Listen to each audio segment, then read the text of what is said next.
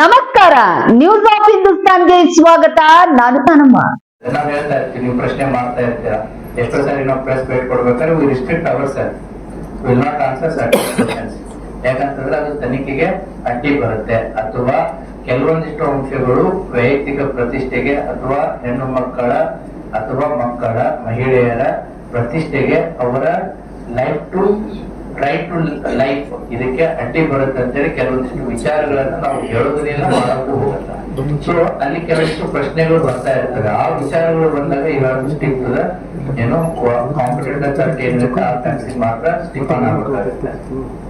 ಅದೇ ರೀತಿ ನೀವು ಜೆಸಿಕಾ ಲಾಲ್ ಮರ್ಡರ್ ಕೇಸ್ ಯಾರಾದ್ರೂ ಕೇಳಿದ್ರೆ ದಿಲ್ಲಿಯಲ್ಲಿ ಆಗಿತ್ತು, ಬಟ್ ಅದು ಮೀಡಿಯಾ ಟ್ರಯಲ್ ಅಂತಾನೆ ಸಕ್ಸಸ್ ಆಯ್ತು. ಬೇರೆ ಇನ್ನೊಂದಾಯ್ತು ನೋಯ್ಡಾದಲ್ಲಿ, ಯಾರು ಹೇಳಿ, ಆಯುಷಿ ತಲ್ವಾರ್ ಅವ್ರು ಕೇಳಿದ್ರೆ ಅನ್ಸುತ್ತೆ.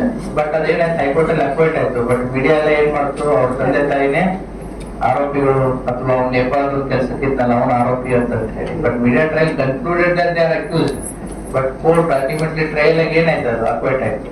ಇತ್ತೀಚೆಗೆ ಆಯ್ತಲ್ಲ ಸುಶಾಂತ್ ಸಿಂಗ್ ರಜಪೂತ್ ಕೇಸ್, ಮುಂಬೈದಲ್ಲಿ ಸುಸೈಡ್ ಮಾಡ್ಕೊಂಡಿತ್ತು.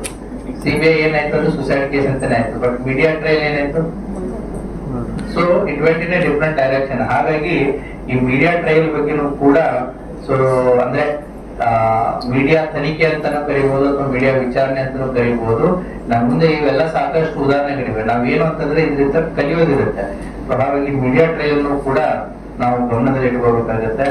ಅದೇ ರೀತಿ ಇಂಪಾರ್ಟೆಂಟ್ ಆಸ್ಪೆಕ್ಟ್, ಮಹಿಳೆ ಮತ್ತು ಮಕ್ಕಳಿಗೆ ಸಂಬಂಧಪಟ್ಟಂತ ವಿಚಾರಗಳು ಬಂದಾಗ ನಾನು ಎಷ್ಟೋ ಸಾರಿ ನನ್ನ ಮಾಧ್ಯಮ ಫ್ರೆಂಡ್ಸಿಗೆ ಹೇಳಿರ್ತೀನಿ, 10 ಅಲ್ಲ 20 ಸಾರಿ ಯೋಚನೆ ಮಾಡಿ ಏನ್ ಬರಿಬೇಕು, ಹೇಗ್ ಬರಿಬೇಕು, ಯಾವ ರೀತಿ ಬರಿಬೇಕು ಅಂತ ಹೇಳಿ.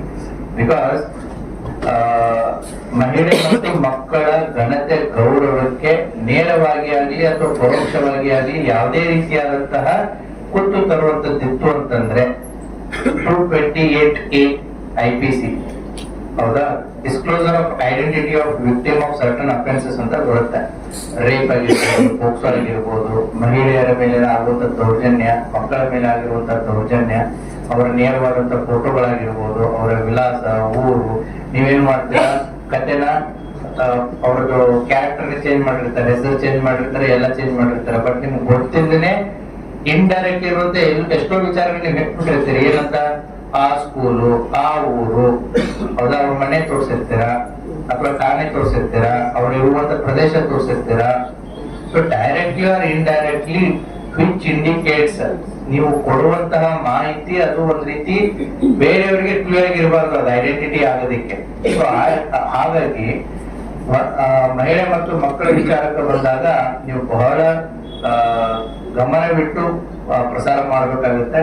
ಅದೇ ರೀತಿ ಕೂಡ ಪೋಕ್ಸೋ ಕಾಯ್ದೆಯಲ್ಲಿ ಸೆಕ್ಷನ್ 23 ತಾವು ಓದಿದ್ರಿ ಅಂತಂದ್ರೆ, ಇವುಗಳನ್ನ ಯಾರಾದ್ರೂ ಉಲ್ಲಂಘನೆ ಮಾಡಿದ್ರೆ ಆ ಪ್ರಸಾರಕ ಯಾರಿರ್ತಾರೆ, he becomes the accused in section 23 of POCSO act. ಹಾಗಾಗಿ ಅದಕ್ಕೆ 6 months fine, 1 year 6 months fine ಇದೆ, ಬೋತನು ಆಗ್ಬೋದು. ಅದೇ ರೀತಿ ಸೆಕ್ಷನ್ 72 BNS ಅಡಿಯಲ್ಲೂ ಕೂಡ ಪ್ರಕರಣವನ್ನ ದಾಖಲಿಸೋದಕ್ಕೆ ಅವಕಾಶ ಇದೆ. ಸೋಮೋಟನೆ ಮಾಡಬಹುದು ಪೊಲೀಸರು ಇದರಲ್ಲಿ, ಅಥವಾ ಬೇರೆ ಥರ್ಡ್ ಪಾರ್ಟಿ ಕೂಡ ಬಂದು ಮಾಡಬಹುದು, ಅಥವಾ ವಿಕ್ಟಿಮ್ ಕಡೆ ಬಂದು ಕೂಡ ಮಾಡಬಹುದು. ಅದರಿಂದ ಮಹಿಳೆ ಮತ್ತು ಮಕ್ಕಳ ವಿಚಾರಗಳು ಬಂದಾಗ ನಾವು ಪತ್ರಕರ್ತರು, ಮಾಧ್ಯಮದವರು ಅದರ ಬಗ್ಗೆ ಬಹಳಷ್ಟು ಎಚ್ಚರಿಕೆಯನ್ನ ಇಟ್ಟು ಏನು ನೀವು ಮಾಹಿತಿ ಕೊಡಬೇಕಾಗುತ್ತೆ. ನೆಕ್ಸ್ಟ್ ಬರುತ್ತೆ ಇನ್ನೊಂದು ಇಂಪಾರ್ಟೆಂಟ್ ಆಸ್ಪೆಕ್ಟ್, ಜನರ ಖಾಸಗಿತನ ಮತ್ತು IT ಆಕ್ಟ್ 2000 ಬಗ್ಗೆ. ಸೊ ಪ್ರೈವಸಿ ಅನ್ನೋದಿದೆ ಅಲ್ಲ, it is again A fundamental right. So ನಿಮ್ದೇನ್ ಫಂಡಮೆಂಟಲ್ ರೈಟ್ ಇದೆ, ಅದೇ ರೀತಿ ಪ್ರತಿಯೊಬ್ಬ ವ್ಯಕ್ತಿಗೂ ಕೂಡ ಫಂಡಮೆಂಟಲ್ ರೈಟ್ಸ್ ಇದೆ. Privacy is again A fundamental right. ಈಗ ನಾವು ಬ್ರೇಕಿಂಗ್ ನ್ಯೂಸ್ ಅಂತ ನೋಡ್ತಾ ಇರ್ತೀವಿ, ಅಥವಾ TRPಗೋಸ್ಕರ ನಾವು ತೋರಿಸ್ತಾ ಇರ್ತೀವಿ, ಏನು ಆ ಅಧಿಕಾರಿಯ, ಕಾವ್ಯ, ರಾಜಕಾರಣಿಯ ಕಾಮಕಾಂಡ, ಹಾಗೆ ಹೀಗೆ ಅಂತಂದ್ರೆ. ಸೊ ಬಟ್ ಅದು ಏನಂತಂದ್ರೆ ಅದು ಕೂಡ ನಿಮಗೆ ರಿಸ್ಟ್ರಿಕ್ಷನ್ಸ್ ಗಳನ್ನ ತರುತ್ತೆ. ಯಾಕಂದ್ರೆ IT ಆಕ್ಟ್ ಸೆಕ್ಷನ್ 67 ಮತ್ತೆ 67A ದಲ್ಲಿ ಏನಿರುತ್ತೆ, ಅಶ್ಲೀಲ ಮಾಹಿತಿಗಳನ್ನ ವಿದ್ಯುನ್ಮಾನ ರೂಪದಲ್ಲಿ ಪ್ರಕಟಿಸಿದರೆ ಅಥವಾ ರವಾನಿಸಿದರೆ, ಅದೇ ರೀತಿ ಪ್ರಸಾರ ಮಾಡಿದ ಸುದ್ದಿಯಲ್ಲಿ ಲೈಂಗಿಕ ಕ್ರಿಯೆ ಚಟುವಟಿಕೆಗಳು ಕಂಡು ಬಂದರೆ ಅಂತಂದ್ರೆ. ಸೊ ಹಾಗಾಗಿ ಈ ವಿಚಾರಗಳಲ್ಲಿಯೂ ಕೂಡ ತಾವು ಎಚ್ಚರಿಕೆಯಿಂದ ಏನೋ ಪ್ರಸಾರಗಳನ್ನ ಮಾಡಬೇಕಾಗುತ್ತೆ. ಸೊ ಈಗಾಗಲೇ ಇದ್ರ ಬಗ್ಗೆ ಕೆಲವೊಂದಿಷ್ಟು ಜನರಿಗೆ ಗೊತ್ತಿದೆ, ಆದ್ರೂ ಕೂಡ ಕೆಲವೊಂದ್ ಕಡೆ ವೈಲೇಷನ್ಸ್ ಗಳು ಆಗ್ತಾ ಇರುತ್ತೆ. ಸೊ ಹಾಗಾಗಿ ಇದ್ರ ಬಗ್ಗೆನೂ ಕೂಡ ಗಮನದಲ್ಲಿ ಇರ್ಬೇಕಾಗತ್ತೆ. ಇನ್ನೊಂದು ಇಂಪಾರ್ಟೆಂಟ್ ಆಸ್ಪೆಕ್ಟ್ ಮಾಧ್ಯಮ ಮತ್ತೆ ಜಾಹೀರಾತು. ಈ ಜಾಹೀರಾತುಗಳನ್ನ ಕೊಡ್ಬೇಕಾದ್ರೆ ಬಹಳ ಎಚ್ಚರಿಕೆಯಿಂದ ಕೊಡ್ಬೇಕಾಗತ್ತೆ. ಈಗ ಏನ್ ಮಾಡ್ತಾ ಇದ್ರೆ, ಒಂದು ಜಾಹೀರಾತಲ್ಲಿ ನೀವು ಪ್ರಿಂಟ್ ಮಾಡಿಸೋದು ಒಂದಿರುತ್ತೆ, ಇನ್ನೊಂದು ಈ ಜಾಹೀರಾತು ನಿಮ್ಗೆ ಆನ್ ರೆಕಾರ್ಡ್ ಸಿಕ್ಬಿಡುತ್ತೆ.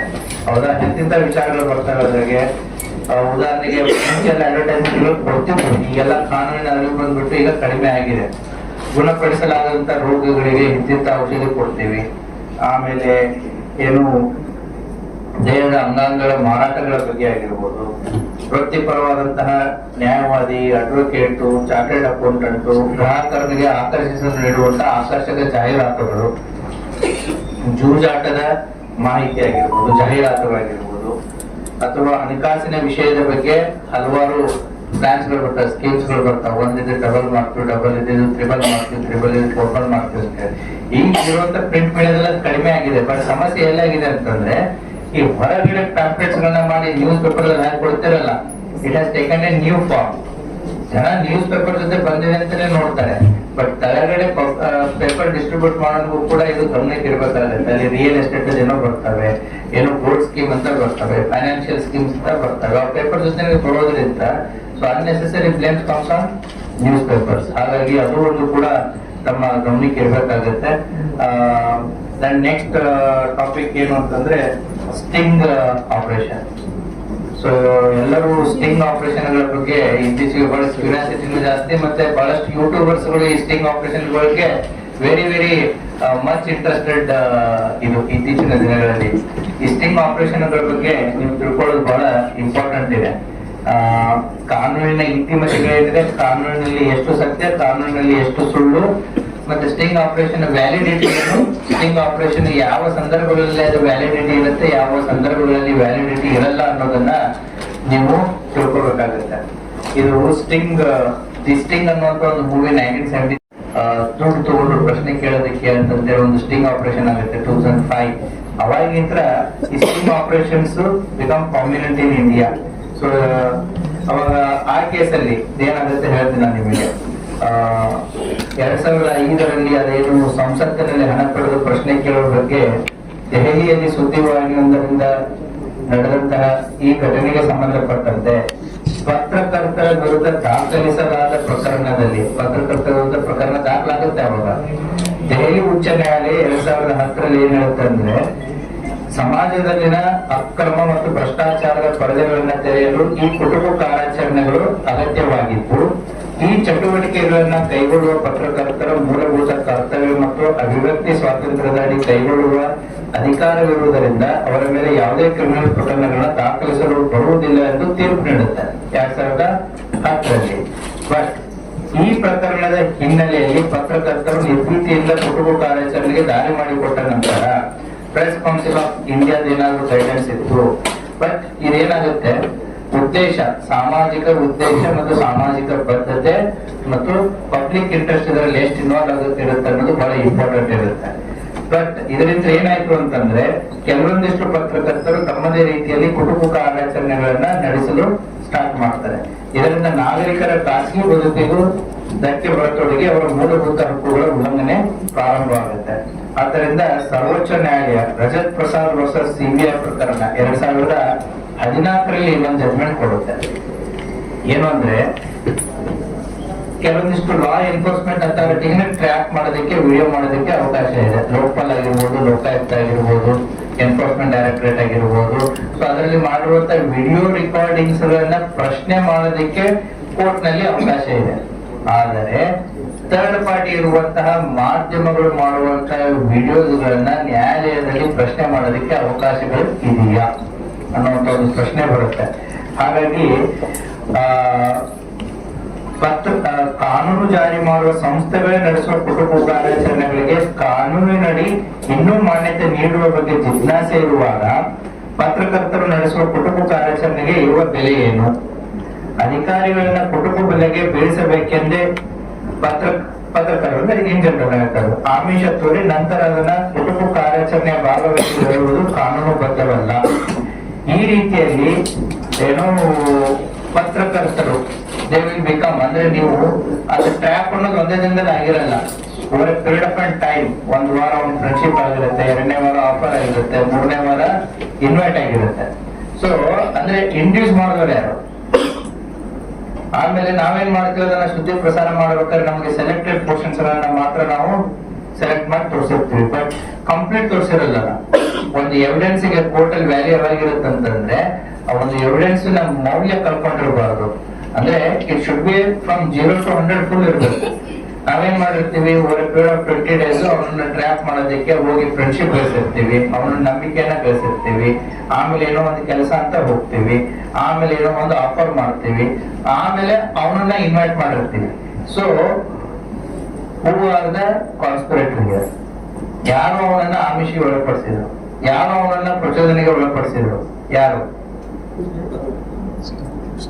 ಸೊ ಸೆಕ್ಷನ್ 120B ಕಾನ್ಸ್ಪಿರಸಿ ಬಂದ್ಬಿಡುತ್ತೆ.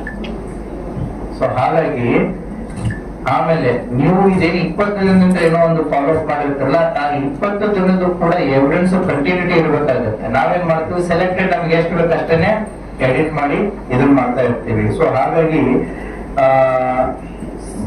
ಆದ್ರೆ ಸಾರ್ವಜನಿಕ ಹಿತಾಸಕ್ತಿಯಿಂದ ಕೈಗೊಂಡಂತ ಕುಟುಂಬ ಕಾರ್ಯಾಚರಣೆಗಳು ಈ ವ್ಯಾಪ್ತಿಗೆ ಬರುವುದಿಲ್ಲವಾದರೂ ನ್ಯಾಯಾಲಯದಲ್ಲಿ ಪತ್ರಕರ್ತರು ಯಾರದನ್ನ ಸ್ಟಿಂಗ್ ಆಪರೇಷನ್ ಮಾಡಿರ್ತಾರೆ, they should be able to prove it.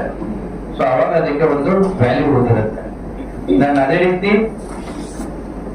Last portion ಉದಾಹರಣೆಗೆ ನೀವು ಏನೋ ಒಂದು ತೋರಿಸ್ತೀರಿ, ಇಲ್ಲಿಗಲ್ ಆಕ್ಟಿವಿಟಿ ಎಲ್ಲೋ ಒಂದು ಈ ರೀತಿ ನಡೆದಿದೆ ಅಂತೇಳಿ, it is your fundamental duty to go to the police station and register the FIR. ಬರೀ ನೀವು ಸುದ್ದಿ ಪ್ರಸಾರ ಮಾಡಿ ಬಿಡೋದಲ್ಲ, you are duty bound to give the complaint to the police station, ಅಥವಾ police can give the notice. ಇದ್ರ ಬಗ್ಗೆ ನೀವು ಹಾಕಿದ್ರೆ ಇದಕ್ಕೆ ಸಂಬಂಧಪಟ್ಟಂತ ನಮಗೆ ಮಾಹಿತಿಯನ್ನ ನೀವು ಕೊಡಿ ಅಂತ ಹೇಳಿ. ಕೆಲವೊಂದು ಜನ ಏನ್ ಮಾಡ್ತೀವಿ, ಸುದ್ದಿ ಮಾಡಿಬಿಟ್ಟು ಬಿಡ್ತೀವಿ, ಅದನ್ನ ಪೊಲೀಸರು ಕೇಳ್ಬೋದು ನಿಮಗೆ, ಅಥವಾ ನೀವೇ ನೇರವಾಗಿ ಹೋಗಿ ಕಂಪ್ಲೇಂಟ್ ಅನ್ನು ಕೊಡ್ಬೋದು. ಬಟ್ ಜಾಸ್ತಿ ಜನ ಯಾರು ಹೋಗಿ ಕೊಡಲ್ಲ, ಎದಕ್ಕೆ ಬೇಕು ಅಂತ, ನಾನು ಸುದ್ದಿ ಪ್ರಕಟ ಮಾಡಿದ್ರೆ ಬಿಟ್ಟೆ ಅಂತ. ಬಟ್ ಪೊಲೀಸ್ ಲೀಗಲಿ ನಮಗೆ ನೋಟಿಸ್ ಅನ್ನ ಕೊಟ್ಟು ಇದು ಏನು ಅಂತ ಕೇಳೋದಕ್ಕೂ ಕೂಡ ಅವಕಾಶ ಇದೆ. ಅದೇ ರೀತಿ ಏನು ಅಂತಂದ್ರೆ, ನೀವು ಯಾವುದೇ ಒಂದು ಪ್ರಿಂಟ್ ಆಗಿರ್ಬೋದು ಅಥವಾ ಡಿಜಿಟಲ್ ಆಗಿರ್ಬೋದು, ಏನೇ ಸುದ್ದಿಯನ್ನ ಪ್ರಸಾರ ಮಾಡಿದಾಗ police can ask in writing. 91 CRPC ಈಗ PNS ಅಡಿಯಲ್ಲಿ ಅದು ಚೇಂಜ್ ಆಗಿದೆ. ಏನು ಅಂತಂದ್ರೆ ಅದಕ್ಕೆ ಸಂಬಂಧಪಟ್ಟಂತಹ ಸಂಪೂರ್ಣ ಮಾಹಿತಿಯನ್ನ ನಮಗೆ ಕೊಡಿ ಅಂತ ಹೇಳಿ. It can become part of investigation. So ಹಾಗಾಗಿ ಈ ಮೀಡಿಯಾ ಟ್ರಯಲ್ ಮಾಡಿದಾಗ ಅಥವಾ ತನಿಖೆ ನಡೀತಿರ್ಬೇಕಾದ್ರೆ ಅಡ್ವಾನ್ಸ್ ಆಗಿ ಹೋದಾಗ ಪೊಲೀಸ್ ಏನ್ ಮಾಡ್ತಾರೆ, ಮಾಹಿತಿ, ಯಾಕಂದ್ರೆ it becomes A part of the evidence.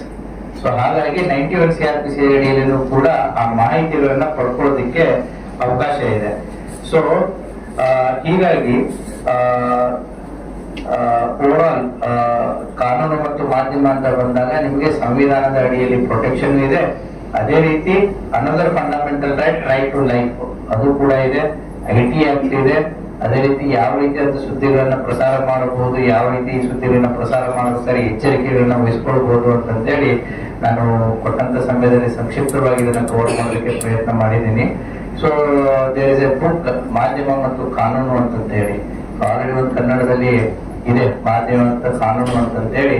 So ಇವುಗಳ ಬಗ್ಗೆ ಅರಿವಿದ್ದಾಗ ಬಹಳ ಅನುಕೂಲ ಆಗುತ್ತೆ. ಯಾಕಂದ್ರೆ ಇವತ್ತಿನ ಗ್ಲೋಬಲೈಸೇಷನ್ ನಲ್ಲಿ ನೀವು ಮಾಡುವಂತ ಒಂದು ಸುದ್ದಿ ಇಲ್ಲಿಂದ ಸೇರಿ ದೇಶದ ಯಾವುದೇ ಅಥವಾ ಜಗತ್ತಿನ ಯಾವುದೇ ಒಂದು ಮೂಲೆಯಲ್ಲೂ ನೋಡಬಹುದು. ಸೊ ಯಾರು ಕೂಡ ಎಲ್ಲಿ ಬೇಕಾದ್ರೂ ಕೂಡ ಅದನ್ನ ಏನು ಅಬ್ಸರ್ವ್ ಮಾಡಬಹುದು, ಅದನ್ನ ಕ್ವಶನ್ ಮಾಡಬಹುದು, ಅಥವಾ ಅದನ್ನ ರಿವರ್ಟ್ ಬ್ಯಾಕ್ ಮಾಡಬಹುದು. ಹಾಗಾಗಿ ಇವತ್ತಿನ ದಿನಮಾನಗಳಲ್ಲಿ ಪತ್ರಕರ್ತರಿಗೆ ಕಾನೂನಿನ ಅರಿವು ಅಷ್ಟೇ ಮುಖ್ಯ ಆಗಿರುತ್ತೆ. ಸೊ ಇವತ್ತಿನ ಈ ಕಾರ್ಯಕ್ರಮಕ್ಕೆ ನನ್ನನ್ನ ಕರೆಸಿ ಮಾತನಾಡೋಕೆ ಅವಕಾಶ ಕೊಟ್ಟಂತಹ ಆರ್ಗನೈಸರ್ಸ್ಗೆ ಮತ್ತೆ ವೇದಿಕೆ ಮೇಲೆ ಇರುವಂತಹ ಜಿಲ್ಲಾಧಿಕಾರಿ ಅವರಿಗೆ ಮತ್ತು CO ಅವರಿಗೆ ನಾನು ಮತ್ತೆ ವೇದಿಕೆ ಮುಂಭಾಗದಲ್ಲಿರುವಂತಹ ಎಲ್ಲ ಪತ್ರಕರ್ತರಿಗೂ ಕೂಡ ನಾನು ಧನ್ಯವಾದಗಳನ್ನ ಹೇಳಿ ನಾನು 2 ಮಾತುಗಳನ್ನ ಮುಗಿಸ್ತೇನೆ. Thank you. ನೀವು ಬ್ಲರ್ ಮಾಡಿದ್ರೆ ಏನಾಯ್ತು ನಾನು ಅದನ್ನೇ ಹೇಳ್ತಾ ಇದ್ದೀನಿ. ಎನಿ ಇನ್ಫಾರ್ಮೇಶನ್ ಡೈರೆಕ್ಟ್ಲಿ ಆರ್ ಇನ್ಡೈರೆಕ್ಟ್ಲಿ ಆ ವ್ಯಕ್ತಿಗಳ ಮಾಹಿತಿಯನ್ನ ಇನ್ನೊಬ್ಬ ವ್ಯಕ್ತಿಗೆ ಗೊತ್ತಾಗೋ ರೀತಿ ಇತ್ತು ಅಂತಂದ್ರೆ again it's A crime. Blur ಮಾಡಿ ತೋರಿಸಿದ್ರು ಕೂಡ ನೀವು ಏನ್ ಬ್ಲರ್ ಮಾಡಿದಿರಿ ಮತ್ತೆ ಅದನ್ನ ನಾನು ಹೇಳ್ತಾ ಇದ್ದೀನಿ, ಆ ಸುದ್ದಿ ಯಾವ ರೀತಿ ಪ್ರಸಾರ ಆಯ್ತು ಅದು ಆ ವ್ಯಕ್ತಿನ ಐಡೆಂಟಿಟಿಯನ್ನ ರಿವೀಲ್ ಮಾಡಕ್ಕೆ ಸಾಧ್ಯ ಆಗುತ್ತೋ ಇಲ್ಲೋ ಆ ಸುದ್ದಿ ಅಂತ ಆಗತ್ತೆ ಅನ್ನೋದಾಯ್ತು ಅಂತಂದ್ರೆ again the section 228 IPC 75 BNS plus ಇನ್ನೊಂದು ಯಾವ್ದಪ್ಪ 23 ಆಫ್ ಪೋಕ್ಸೋ ಆಕ್ಟ್ ಅಟ್ರಾಕ್ಟ್ ಆಗ್ಬಿಡುತ್ತೆ. ಸರ್ ಬೀಳ್ತಾ ಹೋದ್ರಿ ಕರೆಕ್ಟ್. ಸುದ್ದಿ ಮೂಲಗಳು ಇಲ್ಲ, ನೀವು ಯಾವ್ದೋ ಒಂದು ಇಲ್ಲಿಗಲ್ ಆಕ್ಟಿವಿಟಿ ತೋರಿಸಿದಾಗ, ಹೌದಾ, ಈಗ ನೀವು ಪ್ರಿಂಟ್ ಅಲ್ಲಿ ತೋರಿಸ್ಬೋದು ಅಥವಾ ಡಿಜಿಟಲ್ ಅಲ್ಲಿ ತೋರಿಸಿದಾಗ ಅದನ್ನ ತಾರ್ಕಿಕ ಅಂತ್ಯಕ್ಕೆ ಒಯ್ಯೋದು ಯಾವ ರೀತಿ, ಒಂದು ನೀವು ಬಂದು ಕಂಪ್ಲೇಂಟ್ ಅನ್ನು ಕೊಡೋದಕ್ಕೆ ಸಾಧ್ಯತೆ ಇದೆ. ಇಲ್ಲ ನೀವು ಕಂಪ್ಲೇಂಟ್ ಕೊಡದೇ ಇದ್ದಾಗ ಪೊಲೀಸರನ್ನ ಕೂಡ ನಿಮ್ಗೆ ನೋಟಿಸ್ ಕೊಟ್ಟು ಕರೆದ್ಬಿಟ್ಟು ಇದು ಏನು ಅಂತ ಕೇಳೋದಕ್ಕೂ ಸಾಧ್ಯತೆ ಇದೆ. ನಾವು ಸುದ್ದಿ ಮೂಲಕ ಕೇಳ್ತಾನೆ ಇಲ್ಲ, ಕೊಡೋದು ನಮ್ಮ ಕರ್ತವ್ಯ. ಅದೇ ರೀತಿ ಕೂಡ ನಿಮ್ದು ಕರ್ತವ್ಯ ಇದೆ. We are not asking the source, we are asking what is the violation. ಸಾಕಷ್ಟು ಪ್ರಕರಣಗಳಲ್ಲಿ ನಮ್ಗಿಂತ ಮುಂಚೆ ಹೆಂಗ್ ಗೊತ್ತಾಯ್ತು? ವೆಲ್, ಅವ್ರು ಕೇಳಿದ್ರು ಕೂಡ ಎಷ್ಟರ ಮಟ್ಟಿಗೆ ಸಾರ್ವಜನಿಕ ಹಿತಾಸಕ್ತಿ ಅಥವಾ ಪಬ್ಲಿಕ್ ಲಾ ಅಂಡ್ ಆರ್ಡರ್ ಮತ್ತೆ ದೇಶದ ಐಕ್ಯತೆ ಸಮಗ್ರತೆ ಇವೆಲ್ಲ ಏನ್ ನಾನು 8 ನಿರ್ಬಂಧಗಳನ್ನ ಹೇಳಿದೆ, ಆ ವಿಚಾರಗಳಿಗೆ ಸಂಬಂಧಪಟ್ಟಾಗ ತನಿಖಾ ಸಂಸ್ಥೆ ಆ ಮೂಲವನ್ನ ಕೇಳೋದಕ್ಕೂ ಕೂಡ ಅವಕಾಶ ಇದೆ. ಅವಕಾಶನೇ ಇಲ್ಲ. ಯಾವನ್ ಆಕ್ಚುಯಲ್ ರಿಯಲ್ ಪ್ರೆಸ್ ಪರ್ಸನ್ ಇದ್ರು ಕೂಡ ಅವ್ರಿಗೆ ಹಾಕೊಳ್ಳೋದಕ್ಕೆ ಅವಕಾಶ ಇಲ್ಲ. ಒಂದನೇದ್ದು. ಎರಡನೇದ್ದು, ಅವ್ರು ಕೇಳುವಂತ ಪ್ರಶ್ನೆ, ಈ ಸಾಕಷ್ಟು ಯೂಟ್ಯೂಬರ್ಸ್ ಆಗಿರ್ಬೋದು ಅಥವಾ ಬ್ಲಾಕ್ ಮೇಲ್ ಮಾಡುವಂತ ಒಂದು ಎಲ್ಲೋ ಜರ್ನಲಿಸಂ ಇದೆ ಅಂತ ನೀವೇನ್ ಹೇಳ್ತಾ ಇದ್ದೀರಿ. ಒಂದು ನೀವು ಅರ್ಥ ಮಾಡ್ಕೊಳ್ಬೇಕು. ಈಗ ನಾನು ಅದನ್ನೇ ಹೇಳಿದೆ, ಅನ್ಯಾಯಕ್ಕೊಳಗಾದವನು ಬಂದು ಕಂಪ್ಲೇಂಟ್ ಕೊಡೋದಕ್ಕೆ ಅವನಿಗೆ ಸಂವಿಧಾನದ ಅಡಿಯಲ್ಲಿ ಕಾನೂನಿನ ಅಡಿಯಲ್ಲಿ ಎಲ್ಲ ಅವಕಾಶ ಇದೆ. ಆದ್ರೆ ಆ ವ್ಯಕ್ತಿ ಬರಲ್ಲ. ಯಾಕೆ? ಅದಕ್ಕೆ ಯಾವ ರೀತಿ ಅನ್ಯಾಯ ಆಯ್ತು, ಯಾವ ರೀತಿ ಅವನು ಬ್ಲಾಕ್ ಮೇಲ್ ಮಾಡ್ದ, ಯಾವ ರೀತಿ ಅವನು ಎಕ್ಸ್ಟ್ರಾಕ್ಷನ್ ಮಾಡ್ದ ಅನ್ನೋದು ನಾವು ಬಂದು ಕಂಪ್ಲೇಂಟ್ ಕೊಟ್ಟಾಗ ಮಾತ್ರ ನಾವು ಆಕ್ಷನ್ ತಗೊಳ್ಳೋದಕ್ಕೆ ಅವಕಾಶ ಆಗುತ್ತೆ. ಇನ್ನು ಉಳಿದಿದ್ದು ಡಿಪೆಂಡಿಂಗ್ ಅಪಾನ್ ಹಿಸ್ ಕಂಟೆಂಟ್. ನಾನು ಕೆಲವೊಂದಿಷ್ಟು ಕಂಟೆಂಟ್ ಗಳನ್ನ ಹೇಳಿದೆ, ಅದರಲ್ಲಿ ನಾವು ಸೋಮೋಟೋ ತಗೋಬಹುದು. ಎಲ್ಲಾ ವಿಚಾರಗಳಲ್ಲಿ ಸೋಮೋಟೋ ಮಾಡಕ್ ಬರಲ್ಲ. ಈಗ ಯಾರೋ ಒಬ್ಬ ನಾವು ಸರ್ಕಾರಿ ಮೀಟಿಂಗ್ಸ್ ಗಳನ್ನು ಕೂಡ ನಮಗೆ ಜಿಲ್ಲಾಧಿಕಾರಿ ಅವರಿಗೆ ಕೆಲವೊಂದಿಷ್ಟು ಜನ ಹೇಳ್ತಾ ಇರ್ತಾರೆ, ಸರ್ ನಮ್ಮ ಹತ್ರ ಇಂಥ ಸಂಘಟನೆಯವರು ಬಂದ್ರು ಅಥವಾ ಇಂಥ ಯೂಟ್ಯೂಬರ್ ಬಂದ್ರು, ನಮ್ಗೆ ಈ ರೀತಿ ಮಾಡಿದ್ರು ಆ ರೀತಿ ಮಾಡಿದ್ರು. ನಾವು ಒಂದೇ ಪ್ರಶ್ನೆ ಕೇಳುದು, ನಾನು ನಿಮ್ಗೆ ಅದನ್ನ ಹೇಳಿದೆ, ಒಂದು ಅಪರಾಧ ಕೃತ್ಯವನ್ನ ತಾವು ತೋರಿಸಿದ್ರ ಅಂತಂದ್ರೆ it is your fundamental duty to report to the police station. ಇಲ್ಲಪ್ಪ ಅಂತಂದ್ರೆ it is the duty of the police to get the details from you. Either of the way ನಿಮಗೂ ಕೂಡ ಫಂಡಮೆಂಟಲ್ ಡ್ಯೂಟಿ. ಅದೇ ರೀತಿ ಕೂಡ ಆ ವ್ಯಕ್ತಿ ಅನ್ಯಾಯ ಆದವನ ಒಂದು ಫಂಡಮೆಂಟಲ್ ಡ್ಯೂಟಿ ಇದೆಲ್ಲ. ವೈ ಈಸ್ ನಾಟ್ ರಿಪೋರ್ಟಿಂಗ್ ಮಾಡಿದ್ರೆ ಸೊ ಸೂಕ್ತವಾದಂತಹ ಸೆಕ್ಷನ್ಸ್ ಅಡಿಯಲ್ಲಿ ಅವ್ರ ಮೇಲೆ ಕ್ರಮ ತಗೋಬಹುದು. ಇತ್ತೀಚೆಗೆ ಬಾಗೇವಾಡಿಯಲ್ಲಿ ಇದೇ ರೀತಿ ಒಬ್ಬ ಡಾಕ್ಟರ್ಗೆ ಏನೋ ಎಕ್ಸ್ಟ್ರಾಕ್ಷನ್ ಮಾಡೋದಕ್ಕೆ ಹೋಗಿದ್ರು, ಪ್ರಕರಣ ದಾಖಲಾಯ್ತು, ಅವರಿಬ್ರು ಅರೆಸ್ಟ್ ಆದ್ರು. ಅದೇ ರೀತಿ ಇತ್ತೀಚೆಗೆ ಒಬ್ಬ ಔಷಧ ಏನೋ ಅಧಿಕಾರಿ ಅವರಿಗೆ ಒಬ್ಬ ಯೂಟ್ಯೂಬರ್ ಹೋಗಿ ಆಫೀಸಲ್ಲೇ ಹೋಗಿ ವಿಡಿಯೋ ರೆಕಾರ್ಡಿಂಗ್ ಮಾಡಿ ಅವರಿಗೆ ಕರ್ತವ್ಯಕ್ಕೆ ಅಡ್ಡಿಪಡಿಸಿ ಹೆದರಿಸಿ ಬೆರೆಸಿ ಮಾಡುವಂತದ್ದು ಇತ್ತು. ಅದರಲ್ಲಿ ಕೂಡ ಪ್ರಕರಣ ದಾಖಲಾಗಿ ಜೈಲಿಗೆ ಹೋದ. ಸೊ ಈ ರೀತಿ ಅನ್ಯಾಯಕ್ಕೊಳಗಾದವನು ಮುಂದೆ ಬಂದ್ರೆ ಮಾತ್ರ ಇದಕ್ಕೆ ಕಡಿವಾಣ ಹಾಕೋದಕ್ಕೆ ಸಾಧ್ಯ ಆಗುತ್ತೆ. ಅನ್ಯಾಯಕ್ಕೊಳಗಾದವನು ಸುಮ್ಮನೆ ಇದ್ಬಿಟ್ಟು ಅವನ ಪರವಾಗಿ ಬೇರೆಯವ್ರ ಕ್ರಮ ತಗೋಬೇಕು ಅಂತಂದ್ರೆ ಇದಿಲ್ಲ. ಆಮೇಲೆ ಇದು ಕಡಿವಾಣ ಹಾಕೋದಕ್ಕೆ ಇದು ಕಾನೂನಿನಲ್ಲಿ ಒಂದು ಸೂಕ್ತ ಕಾಯ್ದೆ ಯಾವುದೇ ರೀತಿಯಾಗಿ ಬಂದಿಲ್ಲ. Genuinity, whether they are genuine or not ಅನ್ನು ಡಿಸೈಡ್ ಮಾಡುವಂತ ಪ್ರಾಧಿಕಾರ ಅಲ್ಲಿದ್ದಾರೆ. They will take the decision. ಆಗುಗಳ ಬಗ್ಗೆ ನಾನು ವಿಚಾರಗಳನ್ನ ನಾನು ಅದರಲ್ಲಿ ಎಕ್ಸ್ಪ್ರೆಸ್ ಮಾಡ್ತೇನೆ, ಹೌದಲ್ವಾ? ಒಬ್ಬ ಸಾಮಾಜಿಕ ಕಾರ್ಯಕರ್ತಪ್ಪ. ನಾನು ಸಾಮಾಜಿಕ ಕಾರ್ಯಕರ್ತನಾಗಿ ಸಮಾಜದಲ್ಲಿ ಆಗಿರುವಂತ ಘಟನೆಗಳನ್ನ ನಾನು ಬಳಿಬಾರದಂತ ಎಲ್ಲಿದೆ. ಅಗೇನ್ ಇಟ್ ಇಸ್ ದ, ನಾನು ಹೇಳಿದ್ದಲ್ಲ ನಿಮ್ಗೆ, article 19 versus article 21 again it is. ಹೌದಾ? ಆರ್ಟಿಕಲ್ 19 ನನ್ನ ವಾಕ್ ಸ್ವಾತಂತ್ರ್ಯ ಅಂತ ಅವನು ಹೇಳ್ತಾನೆ, ಆರ್ಟಿಕಲ್ 21 ಇದು ನನ್ನ ಬದುಕಿನ ಹಕ್ಕು ಅಂತ ಅವನು ಹೇಳ್ತಾನೆ. So it is a conflict of rights. ಅದು ಎಷ್ಟರ ಮಟ್ಟಿಗೆ ಯಾವುದಕ್ಕೆ ಧಕ್ಕೆ ಕೊಡ್ತಾ ಇದೆ ಅನ್ನೋದನ್ನ ಸಂದರ್ಭ ಸನ್ನಿವೇಶ ಎಕ್ಸ್ಪ್ಲೇನ್ ಮಾಡ್ಬೇಕಾಗುತ್ತೆ. ಸರ್ ತಾವ್ ಹೇಳಿ ಕಂಪ್ಲೇಂಟ್ ಕೊಡೋದಕ್ಕೆ ಪೊಲೀಸ್ ಸ್ಟೇಷನ್ ಒಂದ್ ತಾಲೂಕಲ್ಲಿ ಒಂದ್ 4-5 ಘಟನೆ ಆದ್ರೆ ಎಲ್ಲರೂ ತಾವೇ ಅಂಗಡಿ ಕ್ಲೋಸ್ ಮಾಡ್ಕೊಂಡಿರ್ತಾರೆ. So people should come to give the complaint. ಜನ ಮುಂದೆ ಬರ್ಬೇಕು ಕಂಪ್ಲೇಂಟ್ಸ್ ಗಳನ್ನ ಕೊಡೋದಕ್ಕೆ. ಅವಾಗ ಇದು ತಾನೇ ಹೌದಪ್ಪ ಇದಕ್ಕೊಂದು ಅವಕಾಶ ಇದೆ. ಇದೇನಾಗಿದೆ, ಒಂದ್ ಸೈಡ್ ಹೋಗಿದೆ, 99 ವರ್ಸಸ್ 1 ಇದೆ. 99 ಈ ರೀತಿ ಮಾಡಬಹುದಂತೆ, 1 ಮಾತ್ರ ಹೀಗಿದೆ. ಅದೇ ಒಂದು 50-50 ಆಗ್ಲಿ, ಉಳಿದಂತ 50 ಕ್ಲೋಸ್ ಆಗ್ಬಿಡ್ತಾರೆ. ಸೊ ಜನ ಮುಂದೆ ಬರ್ಬೇಕು, ಅನ್ಯಾಯ ಕೊಡ್ಬೇಕಾದ್ರೆ ಮುಂದೆ ಬರ್ಬೇಕು. ಇಲ್ಲಾಂದ್ರೆ ಗಮನಕ್ಕೆ ಬಂದ್ರೆ ಏನು ಮಾಡಕ್ಕಾಗಲ್ಲ.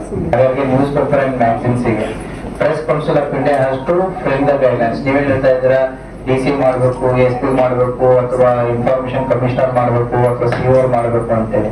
ನಿಮ್ಮದೇ ಆದಂತ ಒಂದು ಪ್ರೆಸ್ ಕೌನ್ಸಿಲ್ ಆಫ್ ಇಂಡಿಯಾ ಇದೆ, ಯಾರಿಗೆ ನ್ಯೂಸ್ ಪೇಪರ್ಗಳಿಗೆ ಮತ್ತೆ ಮ್ಯಾಗಝಿನ್ಸ್ ಗಳಿಗೆ. So you have to get your guidance framed at press council of India. ಇನ್ನೊಂದು ಟಿವಿ ನ್ಯೂಸ್ ಚಾನೆಲ್ಸ್ ಗಳಿಗೆ ಏನಿದೆ, NBDSC ಅಂತ ಇದೆ, ನ್ಯೂಸ್ ಬ್ರಾಡ್ಕಾಸ್ಟಿಂಗ್ ಮತ್ತೆ ಡಿಜಿಟಲ್ ಸ್ಟ್ಯಾಂಡರ್ಡ್ಸ್ ಅಥಾರಿಟಿ ಅಂತಂತೆ. ಅದೇ ರೀತಿ ಡಿಜಿಟಲ್ ನ್ಯೂಸ್ ಪೋರ್ಟಲ್ OTT ಸಾಮಾಜಿಕ ಜಾಲತಾಣಗಳೇನಿದೆ ಅಲ್ಲ, ಗ್ರೀವೆನ್ಸ್ ಆಫೀಸರ್ಸ್ ಅಂತ ಇದ್ದಾರೆ. ಹಾಗಾಗಿ ಕ್ರಿಮಿನಲ್ ಅಪರಾಧ ಬಂದಾಗ ಪೊಲೀಸರು ಇದ್ದಾರೆ. ಸೊ ಪ್ರತಿಯೊಂದಕ್ಕೂ ಕೂಡ ನಿಮ್ದು ಗ್ರೀವಿಯನ್ಸ್ ಹೇಳೋದಕ್ಕೆ ನಿಮ್ಮದೇ ಆದಂತ ಒಂದು ಪ್ಲಾಟ್ಫಾರ್ಮ್ಸ್ ಇದೆ. ನಿಮ್ಗೆ ಫೇಸ್ ಆಗ್ತಾ ಇರುವಂತ ಸಮಸ್ಯೆಗಳಿಗೆ, ನೀವು ಫೇಸ್ ಆಗ್ತಾ ಇರೋ ಸಮಸ್ಯೆಗಳನ್ನ ನಮ್ಮ ಜಿಲ್ಲಾಧಿಕಾರಿಗಳಿಗೆ ಅಥವಾ ಜಿಲ್ಲಾ SP ಅವರಿಗೆ ನೀವು ಗಮನ ತರ್ತಾ ಇದ್ದೀರಲ್ಲ, you have your grievance platform ಇದೆ. ಅಲ್ಲಿ ಆ ವಿಚಾರಗಳು ಅಲ್ಲಿ ಚರ್ಚೆ ಆಗಿ ಅಲ್ಲಿ ಚರ್ಚೆಯಿಂದ ಹೊರಗಡೆ ಬರಬೇಕು. ಯಾಕಂತಂದ್ರೆ it's A policy decision. So ಹಾಗಾಗಿ ಅವುಗಳನ್ನ ನಿಮ್ಮ ಸಂಬಂಧಪಟ್ಟಂತಹ ಹೈಯರ್ ಅಪ್ಸ್ ನಿಮ್ಮ ಸಂಸ್ಥೆಗಳಲ್ಲಿ ಅದು ಡಿಸ್ಕಷನ್ ಆಯ್ತು ಅಂತಂದ್ರೆ you have some solutions for it. ಈ government schemes, state government scheme, central government scheme, ಯಾವ್ಯಾವ ಸ್ಕೀಮ್ಗಳು ಬಂದವೆ, ಆ ಸ್ಕೀಮ್ಗಳನ್ನು ಯಾವ ರೀತಿ ನಾವು ಜನರಿಗೆ ಹೋಗಿ ತಲುಪಿಸಬೇಕು, ಅದರಲ್ಲಿ ಮೀಡಿಯಾದ ಏನು ರೋಲ್ಸ್ ಇದೆ ಅನ್ನುವಂಥದ್ದನ್ನು ಚರ್ಚೆ ಮಾಡ್ಲಿಕ್ಕೆ ಬೇರೆ ಬೇರೆ ಇಲಾಖೆ ಅಧಿಕಾರಿಗಳು ಬಂದು ಬೆಳಗ್ಗೆಯಿಂದ ಮಾತಾಡ್ಬಿಟ್ಟು ಹೋಗಿರ್ತಾರೆ. ಸೊ ಈ concept of media and governance as A concept ನಾವು ನೋಡಿದ್ರೆ ಮೀಡಿಯಾ ಅಂಡ್ ಗವರ್ನೆನ್ಸ್ ಅಂತ ತಗೊಂಡ್ರೆ, ಗವರ್ನೆನ್ಸ್ ನಲ್ಲಿ ಈ ಪಬ್ಲಿಕ್ ಪಾಲಿಸಿ ಸಂಬಂಧಪಟ್ಟ ಹಾಗೆ ಬರುವಂತ ವಿಚಾರಗಳಲ್ಲಿ ಮೀಡಿಯಾದ ರೋಲು ಎರಡು ಘಟ್ಟದಲ್ಲಿ ತುಂಬಾ ಇಂಪಾರ್ಟೆಂಟ್ ಆಗಿರ್ತದೆ. ಒಂದು, ಈ ಪಬ್ಲಿಕ್ ಪಾಲಿಸಿ ಫಾರ್ಮುಲೇಷನ್ ಸ್ಟೇಜ್ ನಲ್ಲೇ ಯಾವ್ದಾದ್ರು ಒಂದು ಪಬ್ಲಿಕ್ ಪಾಲಿಸಿ ಅನ್ನುವಂಥ ಯೋಜನೆಯನ್ನು ರೂಪಣೆ ಮಾಡುವಂತ ಸಂದರ್ಭದಲ್ಲೇ ಮೀಡಿಯಾದು ಇನ್ಫ್ಲೂಯೆನ್ಸ್ ಇರ್ತದೆ ಆ ಪಬ್ಲಿಕ್ ಪಾಲಿಸಿ ಮಾಡುವಂತ ಸಂದರ್ಭದಲ್ಲಿ. ಸೆಕೆಂಡ್ ರೋಲ್ ಗವರ್ನೆನ್ಸ್ ನಲ್ಲಿ ಅದನ್ನು ಇಂಪ್ಲಿಮೆಂಟೇಷನ್, ಆ ಪಾಲಿಸಿಯನ್ನು ಅನುಷ್ಠಾನಗೊಳಿಸುವಲ್ಲಿ ಹೇಗೆ ಮಾಡ್ತಾ ಇದ್ದಾರೆ ಅನ್ನುವಂಥದ್ರಲ್ಲಿ ಮೀಡಿಯಾದ ರೋಲ್ ಇರ್ತದೆ. ಸೊ ಇವೆರಡೂ ನಾವು ನೋಡೋದಾದ್ರೆ ಕೆಲವು ಪಾಲಿಸಿಗಳು ಬರುವಾಗಲೇ ಮೀಡಿಯಾದ ಒಂದು ಇನ್ಪುಟ್ಸ್ ಏನಿದೆ, ಪಬ್ಲಿಕ್ ಪರ್ಸೆಪ್ಷನ್ ಏನಿದೆ ಆ ವಿಚಾರದಲ್ಲಿ ಅನ್ನುವಂಥದ್ದನ್ನು ಆ ಸರ್ಕಾರಗಳು ಯೋಚನೆ ಮಾಡುತ್ತದೆ, ಇನ್ಪುಟ್ಸ್ ಅನ್ನು ನೋಡ್ತದೆ. ಸೊ ಆ ಸಂದರ್ಭದಲ್ಲಿ ಯಾವುದೇ ಒಂದು ಯೋಜನೆ ಬರಲಿ, ಯೋಜನೆಗೆ ಒಂದು ರಿಸೋರ್ಸ್ ಇರ್ತದೆ, ಒಂದು ಬಜೆಟ್ ಇರ್ತದೆ, ಪಬ್ಲಿಕ್ ರಿಸೋರ್ಸ್. ಆ ಪಬ್ಲಿಕ್ ರಿಸೋರ್ಸ್ ಸಾರ್ವಜನಿಕ ಉಪಯೋಗಕ್ಕಾಗಿ ಯೂಸ್ ಮಾಡುವಂತದ್ದು ಪಬ್ಲಿಕ್ ಪಾಲಿಸಿ.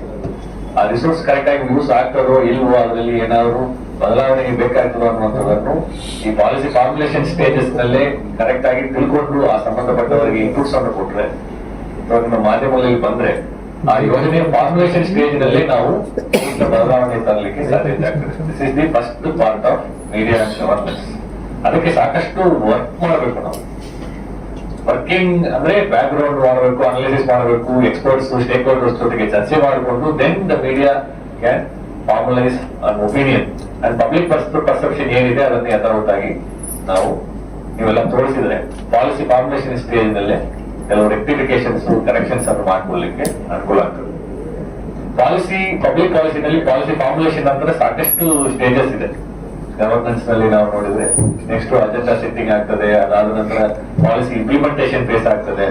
ಇಂಪ್ಲಿಮೆಂಟೇಷನ್ ಫೇಸ್ ನಂತರ ಎವ್ಯಾಲ್ಯೂಯೇಷನ್, ಅದು ಏನು ಬಂದಿದೆ ಅನುಷ್ಠಾನ ಆಗಿದ ನಂತರ ಯಾವ ಉದ್ದೇಶಕ್ಕೆ ಆ ಪಾಲಿಸಿ ಬಂದಿದೆಯೋ, ಯೋಜನೆ ಬಂದಿದೆಯೋ, ಅದರ ಉದ್ದೇಶ ಈಡೇರಿದೆಯೋ ಅಥವಾ ಈಡೇರಿಲ್ವೋ, ಅದು ಸಕ್ಸಸ್ಫುಲ್ ಆಗಿದೆಯೋ, ಅದು ಇಂಪ್ಲಿಮೆಂಟೇಷನ್ ಸ್ಟೇಜ್ ನಲ್ಲಿ ಸಾಕಷ್ಟು ಗ್ಯಾಪ್ಸ್ ಬರ್ತದೆ. ಯಾಕಂದ್ರೆ ನಾವು ಇಂಪ್ಲಿಮೆಂಟೇಷನ್ ಮಾಡುವಾಗ ಪಾಲಿಸಿ ಫಾರ್ಮ್ ಮಾಡುವಂತ ಸಂದರ್ಭದಲ್ಲಿ ಅದನ್ನು ಅಷ್ಟು ನಾವು ಯೋಚನೆ ಮಾಡ್ಲಿಕ್ಕೆ ಪ್ರಯತ್ನ ಮಾಡಿರ್ತೀವಿ. ಯಾಕಂದ್ರೆ ಕೆಲವು ಕಡೆ ಅದನ್ನು ಏನಾದ್ರು ಮಿಸ್ಔಟ್ ಆಗಿರ್ತದೆ, ಅದು ಇಂಪ್ಲಿಮೆಂಟೇಷನ್ ಸ್ಟೇಜ್ ಅಲ್ಲಿ ಗೊತ್ತಾಗ್ತದೆ. ಗೊತ್ತಾದ ಕೂಡಲೇ media's responsibility is to bring it to the notice. ಈ ರೀತಿ ಒಂದು ಸಮಸ್ಯೆ ಆಗ್ತಾ ಇದೆ, ಒಂದು ಪರ್ಟಿಕ್ಯುಲರ್ ಗ್ರೂಪ್ ಮಿಸ್ ಆಗ್ತಾ ಇದೆ, ಅಥವಾ ಈ ರೀತಿ ತಾಂತ್ರಿಕ ಪ್ರಾಬ್ಲಮ್ ಆಗ್ತಾ ಇದೆ, ಜನರಿಗೆ ಈ ರೀತಿ ಒಂದು ಸಮಸ್ಯೆ ಇದೆ ಅನ್ನುವಂಥದ್ದನ್ನು ಮತ್ತೆ ಇಂಪ್ಲಿಮೆಂಟೇಷನ್ ಸ್ಟೇಜ್ ನಲ್ಲಿ ಕೊಡುವಂತಹ ಒಂದು ರೆಸ್ಪಾನ್ಸಿಬಿಲಿಟಿ ಮೀಡಿಯಾ ಆಗಿದೆ. ಅದರ ನಂತರ ಎವ್ಯಾಲ್ಯೂಯೇಷನ್, ಇದು ಎಲ್ಲವೂ ಕೂಡ ಗವರ್ಮೆಂಟ್ ಅಂಡ್ ಅದರ ಆರ್ಗನ್ಸ್ ಆಫ್ ದಿ ಗವರ್ಮೆಂಟ್ ಮಾಡುವಂತಹ ಸಂದರ್ಭ ಇದ್ರೂ ಕೂಡ ಎವ್ಯಾಲ್ಯೂಯೇಷನ್ ಪಬ್ಲಿಕ್ ಗೆ ಯಾವುದೇ ಒಂದು ಯೋಜನೆ, ಅದು ಒಂದು ಇರಿಗೇಷನ್ ಡಿಪಾರ್ಟ್ಮೆಂಟ್ ಯೋಜನೆ ಇರಬಹುದು, ಹೆಲ್ತ್ ಡಿಪಾರ್ಟ್ಮೆಂಟ್ ಯೋಜನೆಗಳಿರಬಹುದು, ಬೆಳಗ್ಗೆ ಬೇಟಿ ಬಚಾವ್ ಬೇಟಿ ಪಡಾವ್ ಕಾರ್ಯಕ್ರಮಗಳಿರಬಹುದು, ಪ್ರತಿಯೊಂದು ಯೋಜನೆಯೂ ಕೂಡ ಒಂದು ರಿಸೋರ್ಸ್ ಅಂತ ಇರ್ತದೆ, ಒಂದು ಪಾಲಿಸಿ ಡಾಕ್ಯುಮೆಂಟ್ ಇರ್ತದೆ. ಆ policy implementation and evaluation correct ಆಗಿ ಆಗ್ತಾ ಇದೆ ಅನ್ನುವಂಥದ್ದು ನೋಡುವಂತ ಜವಾಬ್ದಾರಿ. ಬಟ್ ಅದಕ್ಕೆ ಆ ಪಾಲಿಸಿನಲ್ಲಿ ಏನಿದೆ ಅನ್ನುವಂಥದ್ದನ್ನ ಅರ್ಥ ಮಾಡ್ಕೋಬೇಕಾಗಿರುವಂತ ಜವಾಬ್ದಾರಿ ಎಲ್ಲರಿಗೂ ಇದೆ, ಎಸ್ಪೆಷಲಿ ಮೀಡಿಯಾಗೆ ಜಾಸ್ತಿ ಇದೆ. ಇಲ್ಲ ಅಂತ ಹೇಳಿದ್ರೆ ಪಾಲಿಸಿ ಯಾವ ಉದ್ದೇಶಕ್ಕೆ ಬಂದಿದೆ, ಅದು ಹೇಗೆ ಅನುಷ್ಠಾನ ಆಗ್ತಾ ಇದೆ ಅನ್ನುವಂಥದ್ರ ಬಗ್ಗೆ ಜನರಿಗಿಂತ ಜಾಸ್ತಿ ತಿಳುವಳಿಕೆ ತಮಗಿದ್ರೆ ಜನರಿಗೂ ಕೂಡ ಅನುಕೂಲ ಆಗುವಂತ ರೀತಿಯಲ್ಲಿ ಅದನ್ನು ಹೇಳಲಿಕ್ಕೆ ಆಗ್ತದೆ, ಮತ್ತೆ ಫೀಡ್ಬ್ಯಾಕ್ ಅನ್ನು ಕೂಡ ನಮಗೆ ಕೊಡ್ಲಿಕ್ಕೆ ಒಂದು ಅವಕಾಶ ಆಗ್ತದೆ. Ultimately it is all towards utilising the public resource for the public good. ಇದರಲ್ಲಿ ಇರುವಂತ ರಿಸೋರ್ಸ್ ಅಲೋಕೇಶನ್ ಕರೆಕ್ಟ್ ಆಗಿ ಇಂಪ್ಲಿಮೆಂಟೇಷನ್ ಕರೆಕ್ಟ್ ಆಗಿದ್ರೆ that is the ultimate aim for everybody. Governance aspect ನಲ್ಲಿ this is the most important part. Second thing is overall ಈಗ ಇತ್ತೀಚಿನ ದಿನಗಳಲ್ಲಿ this is reference to the information and education. ಈಗ ಏನು ಒಂದು ಮಾಹಿತಿ ಮತ್ತೆ ಒಂದು ಪ್ರೋಗ್ರಾಮ್ ಬಗ್ಗೆ ಜನರಿಗೆ ಕೊಡುವಂತ ಇನ್ಫಾರ್ಮೇಶನ್, ಯಾಕಂದ್ರೆ ಪ್ರೋಗ್ರಾಮ್ ಬಗ್ಗೆ ಏನೇ ನಾವು ವಾರ್ತಾ ಇಲಾಖೆ ಮುಖಾಂತರ ಮಾಡಬೇಕಾದ್ರೂ ಅದಕ್ಕೆ ನಿಮ್ಮೆಲ್ಲರಿಗೂ ಕೂಡ ಸಹಕಾರ ಬೇಕಾಗ್ತದೆ. ಆ ಇನ್ಫಾರ್ಮೇಶನ್ ಅನ್ನು ಸೂಕ್ತ ಫಾರ್ಮ್ಸ್ ನಲ್ಲಿ ನಾವು ಜನರಿಗೆ ತಲುಪಿಸುವಂಥದ್ದು. ಅದರ ಜೊತೆಗೆ vigilance towards the rule of law, this is also one of the most important aspects of media. ಈ ಕಾನೂನಿನಲ್ಲಿ ಏನಿದೆ ಅನ್ನುವಂಥದ್ರ ಬಗ್ಗೆ ಜನರಿಗೆ ವಿಜಿಲೆನ್ಸ್ ಅನ್ನು ಮೂಡಿಸುವಂತಹ ಒಂದು ಜವಾಬ್ದಾರಿಯನ್ನು ಕೂಡ ಮೀಡಿಯಾಗೆ ಇರ್ತದೆ. ಈಗ ರೂಲ್ ಆಫ್ ಲಾ ಅನ್ನುವಂಥದ್ದು ಹೇಳಿದ ಮೇಲೆ ಒಂದು ಕಾನೂನು, ಸಾಕಷ್ಟು ಕಾನೂನುಗಳು ಇರ್ತದೆ, ಬಟ್ ಅದರಲ್ಲಿ ನಾವು ದಿನನಿತ್ಯ ನಮಗೆ ಅದಕ್ಕೆ ಯಾವ ಕಾನೂನುಗಳು ಅನ್ವಯ ಆಗ್ತದೆ ಅನ್ನುವಂಥದ್ದನ್ನು ತಿಳ್ಕೊಂಡು ಅದರಲ್ಲಿ ಯಾರಾದ್ರೂ ಏನಾದ್ರೂ ಅನ್ಯಾಯ ಆಗ್ತಾ ಇದ್ರೆ ಅದನ್ನು ಹೇಗೆ ಅವರು ಯಾವ ಸೂಕ್ತ ಕಾನೂನಲ್ಲಿ ಹೇಗೆ ಅಡ್ರೆಸ್ ಮಾಡಬೇಕು ಅನ್ನುವಂಥದ್ರ ಬಗ್ಗೆ ಕೂಡ ಅರಿವು ಮೂಡಿಸುವಂತಹ ಒಂದು ಜವಾಬ್ದಾರಿ ಇದೆ. So the rule of law ಯಾವಾಗಲೂ ಇರ್ತದೆ. ಆ ರೂಲ್ ಆಫ್ ಲಾಗೆ ಒಂದು ವಿಜಿಲೆಂಟ್ ಆಗಿ ಒಂದು ಪಬ್ಲಿಕ್ ಪರ್ಸೆಪ್ಷನ್ ಅನ್ನು ಕ್ರಿಯೇಟ್ ಮಾಡುವಂತಹ ಒಂದು ಕ್ರಮವನ್ನು ಕೂಡ ಮೀಡಿಯಾದವರು ಮಾಡಬೇಕಾಗ್ತದೆ. Then there is concept of this ethical journalism. ಅದರ ಬಗ್ಗೆ ಸಾಕಷ್ಟು ಮಾಹಿತಿಗಳನ್ನು ಈಗಾಗಲೇ ಹೇಳಿದ್ದಾರೆ. ಯಾಕಂದ್ರೆ ಇತ್ತೀಚಿನ ದಿನಗಳಲ್ಲಿ it is very difficult to find the difference between fact and truth. ನಮ್ಮೆಲ್ಲ ಈಗ ಹಿಂದೆ ನಾವು ನೋಡುವಾಗ there is only one truth ಅಂತ ನಮ್ದು ಒಂದು ಕಾನ್ಸೆಪ್ಟ್. ಟ್ರೂತ್ ಅಂತ ಹೇಳಿದ್ರೆ ಒಂದೇ ಒಂದು ಸತ್ಯ ಇರ್ತದೆ ಅಂತ. ಈಗ ಏನಾಗ್ಬಿಟ್ಟಿದೆ, there are different shades of truth ಆಗ್ಬಿಟ್ಟಿದೆ. ಟ್ರೂತ್ಸ್ ವರ್ಷನ್ಸ್ ಆಗ್ಬಿಟ್ಟಿದೆ. ಟ್ರೂತ್ ವರ್ಷನ್ 1, ಟ್ರೂತ್ ವರ್ಷನ್ 2 ಅಂತ ಹೇಳಿ. ಸೊ ಆದ್ರಿಂದ there is always a blurring. And of course ಈಗ ಇತ್ತೀಚಿನ ದಿನಗಳಲ್ಲಿ artificial intelligence, this impact of the artificial intelligence on social media, ಅದರಲ್ಲಿ ಯಾವುದು ಫೇಕ್ ನ್ಯೂಸ್ ಬರ್ತಾ ಇದೆ, ಯಾವುದು ನಿಜವಾಗಿ ರಿಪೋರ್ಟ್ ಆಗಿದೆ ಅನ್ನುವಂಥದ್ದನ್ನು ಗೊತ್ತುಪಡಿಸಿಕೊಳ್ಳಲಿಕ್ಕೆ ಜನರು ಕೂಡ ತೊಂದರೆ ಆಗುವಂತಹ ಒಂದು ಸಂದರ್ಭ ಇದೆ. ಸೊ ಅದಕ್ಕೆ ಸಾಕಷ್ಟು ಐಟಿ ಕಾಯ್ದೆಗಳಿವೆ, ಅದಕ್ಕೆ ಸೈಬರ್ ಪೊಲೀಸ್ ಸ್ಟೇಷನ್ಸ್ ಇವೆ, ಟೆಕ್ನಿಕಲ್ ಟೀಮ್ ಇದೆ, ಸರ್ಟ್ ಇದೆ. ಸೊ ಎಲ್ಲವೂ ಕೂಡ ಒಂದು ಸಿಸ್ಟಮ್ ನಲ್ಲಿ ನಾವು ಕೆಲಸ ಮಾಡಬೇಕಾಗ್ತದೆ. ಅಂತಹ ಏನಾದರೂ ಸಂದರ್ಭ ಬಂದರೂ ಕೂಡ ಈಗ media responsibility is to immediately tell that particular news is fake. ಯಾಕಂದ್ರೆ ಅದು ಅಷ್ಟು ಬೇಗ ಹರಡುವಂತಹ ಒಂದು ಕಾಲದಲ್ಲಿ ನಾವಿದ್ದೇವೆ. ಅದು ನಿಜನ ಸುಳ್ಳು ನಮಗೂ ಕೂಡ ಗೊತ್ತಾಗಲ್ಲ. ವಾಟ್ಸ್ಆಪ್ ನಲ್ಲಿ ನೋಡಿದ್ರೆ ಅದು ಎಲ್ಲವೂ ಕೂಡ ಸರಿ ಇರ್ತದೆ ಅಂತ ಮುಂಚೆ ಎಲ್ಲ ಹೇಳ್ತಾರೆ, ನಾವು ನೋಡಿದ್ದೆಲ್ಲ ಸರಿ ಇರ್ತದೆ. ಈಗ ಇವನ್ ವಿಡಿಯೋ ನೋಡಿದ್ರೆ ಅದು ನಿಜನ ಸುಳ್ಳು ಅಂತ ಗೊತ್ತಾಗೋದಿಲ್ಲ. ಕೆಲವೊಂದು ವಿಡಿಯೋ ನೋಡ್ಬಿಟ್ರೆ ನಮಗೆ ಹೌದಪ್ಪ ಇದು ನಿಜ ಅಂತ ಹೇಳಿ ಒಂದು ನಮ್ಮೆಲ್ಲ ಒಂದು ಅಂಡರ್ಸ್ಟ್ಯಾಂಡಿಂಗ್ ಇತ್ತು. ಈಗ ವಿಡಿಯೋ ನೋಡಿದ್ರು ಕೂಡ ಆಡಿಯೋದಲ್ಲಿ ಅದು ಮಾಡ್ಬೋದು, ಈಗ ವಿಡಿಯೋನು ಕೂಡ ಆಲ್ಟರೇಷನ್ ಮಾಡಿಕೊಂಡು ಡೀಪ್ ಫೇಕ್ ಮಾಡಿಕೊಂಡು ಬರುವಂತ ಸನ್ನಿವೇಶಗಳಲ್ಲಿ ಪಬ್ಲಿಕ್ ಅವ್ರ ಕಡೆ ಏನ್ ಟೂಲ್ಸ್ ಇದೆ, no tools for them to tell truth from wrong. ಯಾವುದು ಸುಳ್ಳು ಯಾವುದು ನಿಜ ಅನ್ನುವಂಥದ್ದನ್ನು ಬೇರ್ಪಡಿಸಿ ನೋಡುವಂತಹ ಯಾವುದೇ ರೀತಿಯಾದಂತಹ ಟೂಲ್ಸ್ ಜನರ ಹತ್ರ ಇಲ್ಲ. ಬಯಲ್ಲ ಯಾವುದೇ ಒಂದು ವಿಚಾರ ಈ ರೀತಿ ಸೋಷಿಯಲ್ ಮೀಡಿಯಾದಲ್ಲೂ ಯಾವುದೋ ಒಂದು ಮೀಡಿಯಾದಲ್ಲಿ ಬಂದರೂ ಕೂಡ ಅದು ನಿಜನೋ ಸುಳ್ಳು ಅನ್ನುವಂಥದ್ದನ್ನು ಹೇಳುವಂತಹ ಜವಾಬ್ದಾರಿ ಆಯಾ ಇಲಾಖೆಗಳಿಗೂ ಇದೆ. ಅದಕ್ಕೆ ಯಾವುದು ಸರಿ ಅನ್ನುವಂಥ ಪ್ರಕಟಣೆಯನ್ನು ಕೊಡಬೇಕು. ಅದ್ರ ಜೊತೆಗೆ ಆ ಇನ್ಫಾರ್ಮೇಶನ್ ಅನ್ನು ಡಿಸಮಿನೇಟ್ ಮಾಡ್ಲಿಕ್ಕೆ ಕೂಡ ಮೀಡಿಯಾಗೆ ಜವಾಬ್ದಾರಿಗಳು ಜಾಸ್ತಿ ಇರ್ತದೆ. Over all public belief in the media system is that. ಈಗ ಮೀಡಿಯಾದಲ್ಲಿ ಬರುವಂತ ಬ್ಯಾಕ್ ಗ್ರೌಂಡ್ ಸ್ಟಡಿ ಮಾಡಿಬಿಟ್ಟು ಇದನ್ನೆಲ್ಲವೂ ಅನಲೈಸ್ ಮಾಡಿ ಪಬ್ಲಿಕ್ ಮುಂದೆ ತರುವಂತಹ ಒಂದು ಕಲ್ಚರ್ ಏನಿದೆಯಲ್ಲ ಅದನ್ನು ನಾವು ಮುಂದೆ ತಗೊಂಡು ಹೋಗ್ಬೇಕು. ಸೆನ್ಸೇಷನಲಿಸಂ ಮಾತ್ರ ಒಂದು ಗೋಲ್ ಅಂತ ಅಲ್ಲ, data backed objective analysis of the items ಅನ್ನು ಮಾಡಿಕೊಟ್ರೆ ಅದನ್ನು ಕೇಳುವವರು ಮತ್ತೆ ಅದನ್ನು ಏನು ಕನ್ಸ್ಯೂಮ್ ಮಾಡಿಕೊಳ್ಳುವಂತ ಇನ್ಫಾರ್ಮೇಶನ್ ಕನ್ಸ್ಯೂಮ್ ಮಾಡಿಕೊಳ್ಳುವವರು ಕೂಡ ಅದು ಅನುಕೂಲ ಆಗ್ತದೆ. It will result in an over all societal change. So it's a very important pillar of democracy, media as a whole. Democratic angle ನಲ್ಲಿ ಏನೇ ಆರ್ಟಿಕಲ್ಸ್ 16 ಇರ್ಬೋದು, 14, ಆರ್ಟಿಕಲ್ 21 ಇದರಲ್ಲಿ ಯಾವುದೇ ಒಂದು ವೈಲೇಷನ್ಸ್ ಆದರೂ ಕೂಡ ಅದನ್ನು ತೋರಿಸುವಂತ ಒಂದು ಅಧಿಕಾರ ಮತ್ತೆ ಜವಾಬ್ದಾರಿ ತಮ್ಮೆಲ್ಲರಿಗೂ ಕೂಡ ಇದೆ. So how are we using it ethically is the matter of concern. So ಅದನ್ನು ನಾವು ಮಾಡಬೇಕಾಗ್ತದೆ. ಅಂಡ್ ಕೆಲವು ಜನ ಮಾತಾಡುವಾಗಲೂ ಹೇಳಿದ್ರು the trust between the government departments and the media and public government departments ಮಧ್ಯದಲ್ಲಿರುವಂತಹ trust gap over period of time ಆ ರೀತಿ ಒಂದು ಗ್ಯಾಪ್ ಡೆವಲಪ್ ಆಗಿ ಬಂದಿದೆ, ಅದು ಕೂಡ ಕಂಡು ಬರ್ತಾ ಇದೆ. ಹಾಗೆ ಆಗಬಾರದು. ಸೊ ದ್ಯಾಟ್ ಶುಡ್ ಬಿ ಪ್ರತಿಯೊಬ್ಬರಿಗೂ ಕರೆದು ನಾವು ಪ್ರತಿಯೊಂದು ಇನ್ಫಾರ್ಮೇಶನ್ ಪ್ರತಿಯೊಂದು ಇಲಾಖೆಯಿಂದ ಕೊಡ್ಲಿಕ್ಕೆ ಆಗಲಿಲ್ಲ ಅಂತ ಹೇಳಿದ್ರು ಕೂಡ ಒಂದು there should be a forum for continuous interaction and discussion.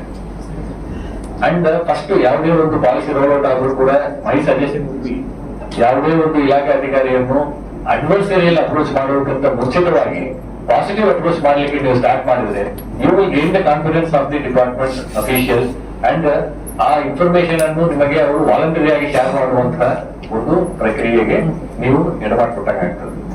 ಇಲ್ಲ ಅಂತ ಹೇಳಿದ್ರೆ ಏನಾಗ್ತದೆ, ಫೋನ್ ಮಾಡಿದ ಕೂಡಲೇ ಮೀಡಿಯಾ ಅಂತ ಹೇಳಿದ ಕೂಡಲೇ ಫೋನ್ ತೆಗೆಯುವುದು ಇಲ್ವೋ, ಫೋನ್ ಮಾಡಿದ ತಕ್ಷಣ ಅವ್ರನ್ನ ಲೈವ್ ಆಗ್ಬಿಡ್ತಾರೋ, ಏನೇನೋ ಕೇಳ್ಬಿಡ್ತಾರೋ, ಗೊತ್ತಿಲ್ಲ ಅಂತ ಹೇಳಿದ್ರೆ ರೆಕಾರ್ಡ್ ಮಾಡ್ಕೊಂಡ್ಬಿಡ್ತಾರೋ ಅನ್ನುವಂತ ಒಂದು ಭಯ.